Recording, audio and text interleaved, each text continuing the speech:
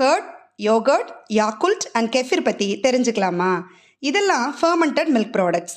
இதில் இருக்கிற beneficial bacterias, அதாவது ப்ரோபயோட்டிக்ஸ், நம்ம கட் ஹெல்த்துக்கு நல்லது. கர்டோட ஆரிஜின் இந்தியா. அது மாதிரி யோகர்ட்டுக்கு சென்ட்ரல் ஏஷியாவும், யாக்குல்ட்டுக்கு ஜப்பானும், கெஃபிருக்கு ரஷ்யா ஆர் ஈஸ்டர்ன் யூரோப்பும் தான் ஆரிஜின். திக் அண்ட் ஆன கர்டில் 2 டைப்ஸ் ஆஃப் பாக்டீரியாஸ் இருக்கும். திக் அண்ட் க்ரீமியாக இருக்கிற யோகர்ட்டில் 2 to 5 டைப்ஸ் ஆஃப் பாக்டீரியா இருக்கும்.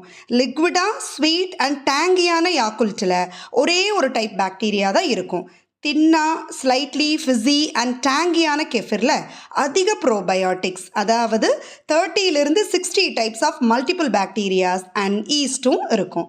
ஸோ கட் ஹெல்த், டைஜஷன்னு, ஓவரால் மெட்டபாலிசம்க்கு ஃபர்ஸ்ட் சாய்ஸ் கெஃபிர் தான்.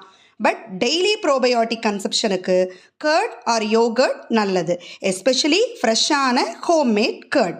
இம்பார்ட்டன்ட்லி ஆப்பிள், கிரேப்ஸ், பைனாப்பிள் மாதிரியான ஃப்ளேவர்டு யோகர்ட்டில் சுகர் அண்ட் ஃப்ளேவர்ஸ் ஆட் பண்ணுறதால யோகர்ட்டோட ப்ரோபயோட்டிக் பெனிஃபிட்ஸ் ரெடியூஸ் ஆயிரும். So plain yogurt good choice.